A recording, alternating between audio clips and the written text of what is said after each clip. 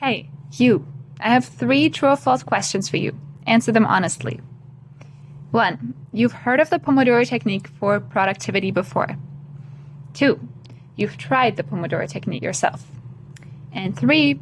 You've been using it for a while and now you never struggle with procrastination anymore and you've accomplished everything that you've ever dreamed of accomplishing. Well, that was kind of a trick question, but if you've answered any one of these with false, then this video is for you.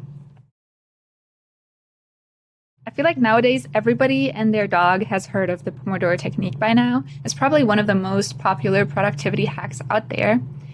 But when I first started using it, I didn't really know what I was doing and I was making a lot of mistakes. Even though this technique sounds so simple, there's actually a lot of things that you can do wrong, surprisingly. And if you either don't know about this technique yet, or if you would like to learn how you can make it work for you, that's what I'm going to talk about in this video. I'm going to be telling you why this method might not be working for you yet and what you have to do to fix it.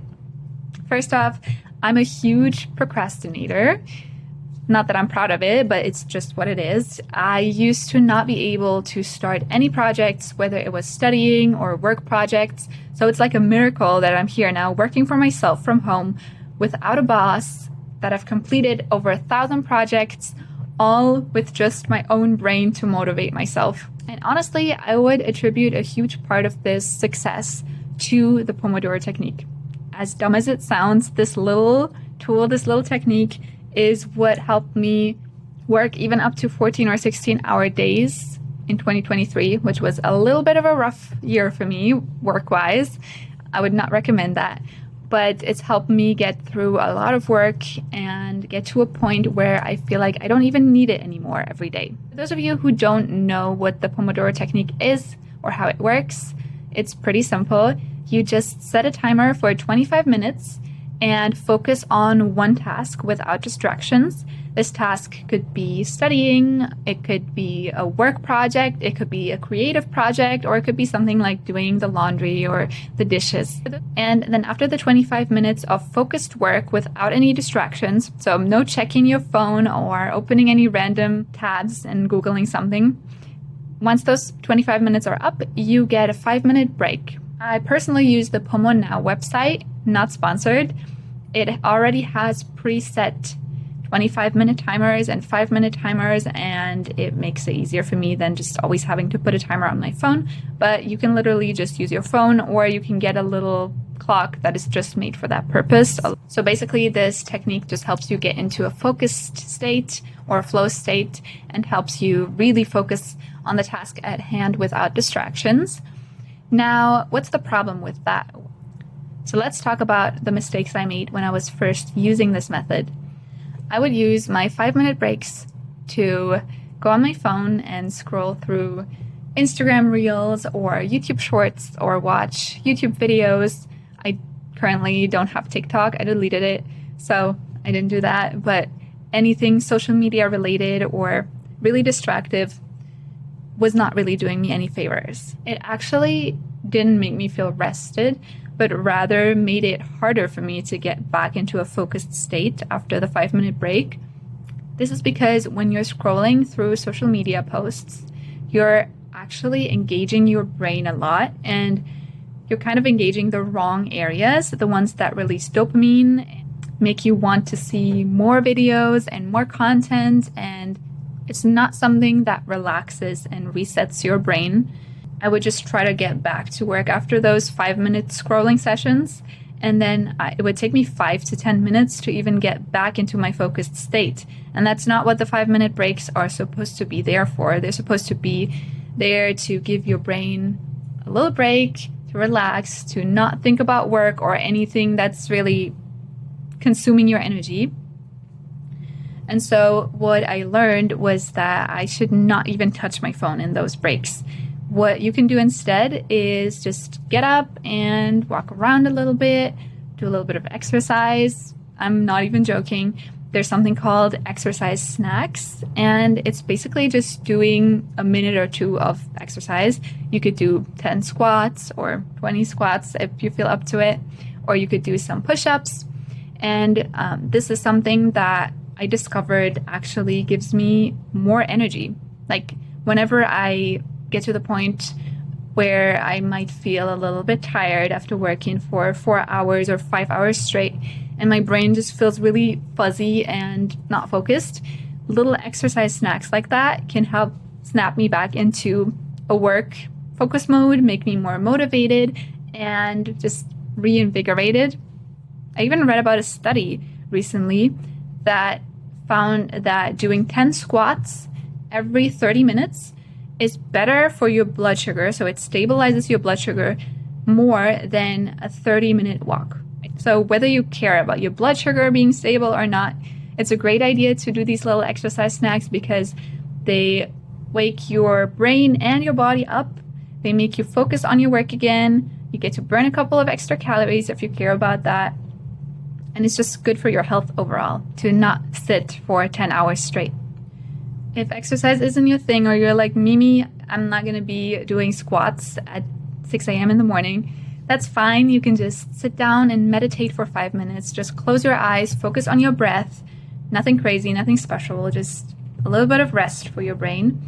Or you can even be more productive by doing other tasks like doing the dishes or folding the laundry.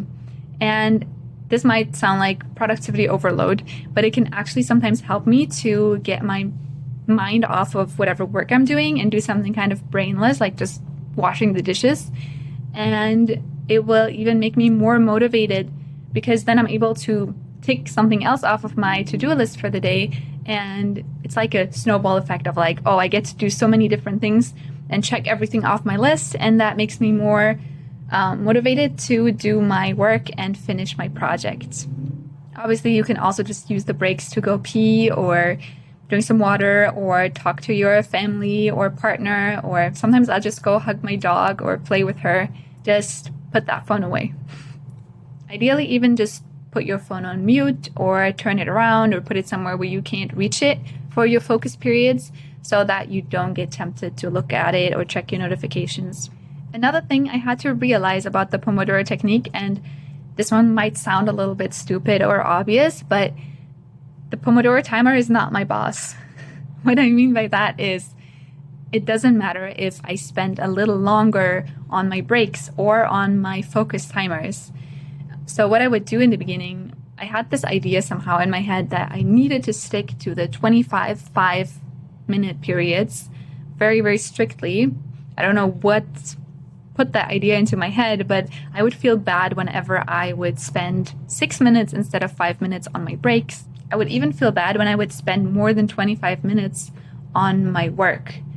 Like I would be so focused and in the zone, like in the flow, and the timer would go off and it would say it's break time, but I wouldn't feel like break time. And I would want to keep working, but I would force myself to break out of my focus, which really isn't the goal. Like the point of the Pomodoro timer is to bring you into a state of flow or focus, not to bring you out of it.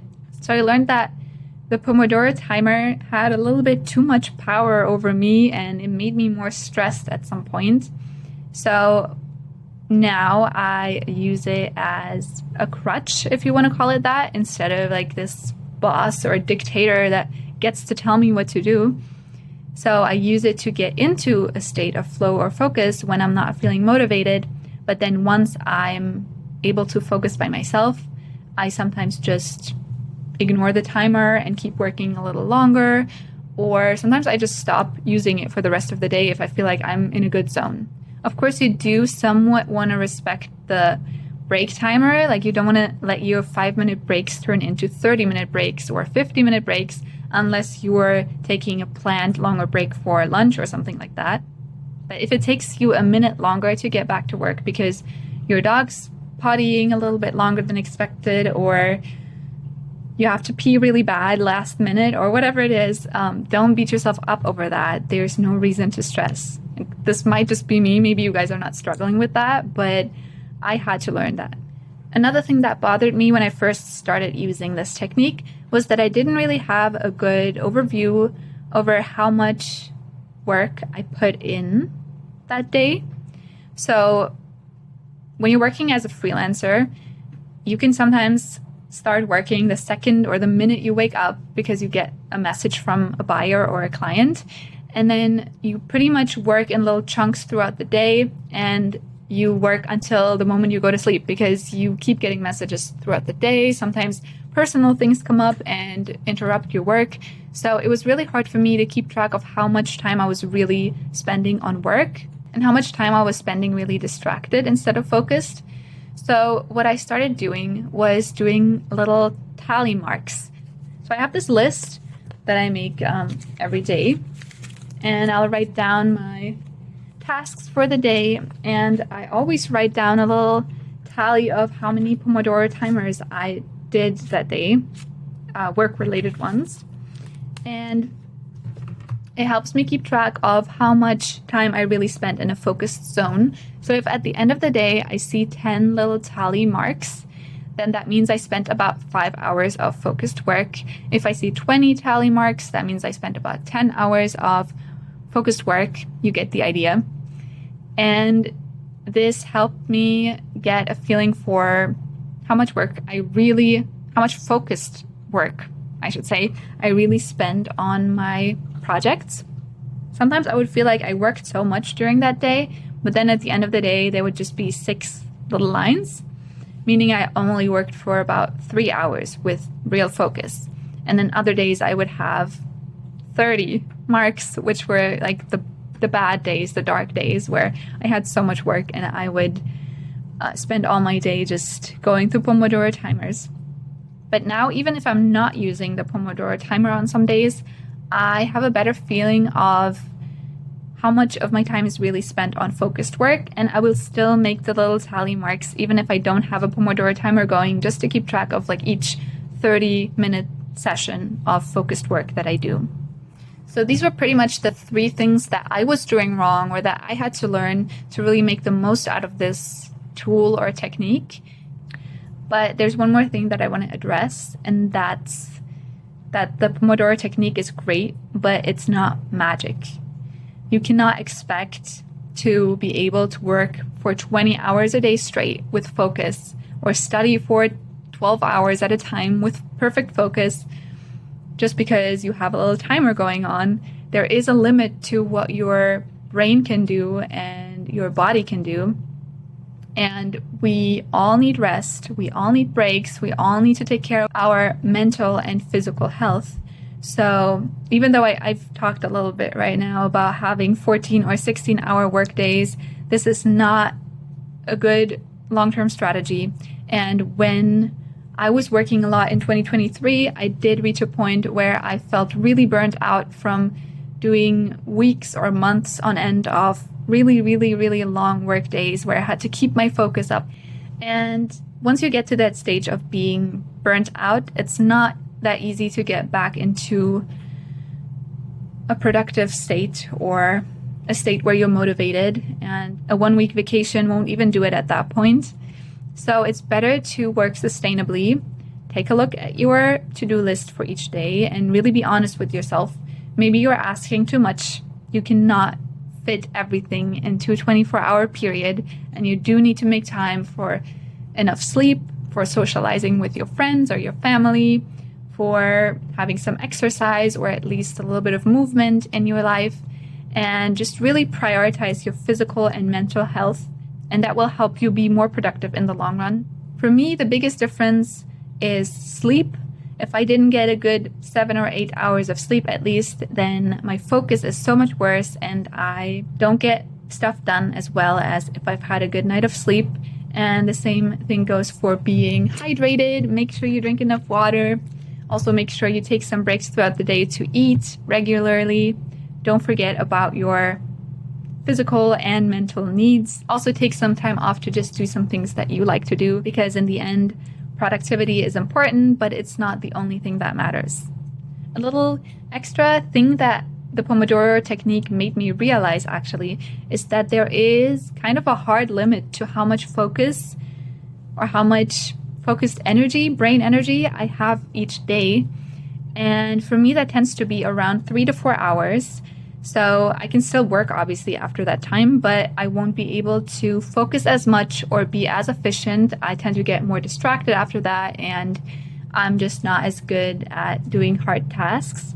So once I realized this, I started scheduling all my harder projects for the beginning of the day. And then anything more creative or more fun gets to be done after that.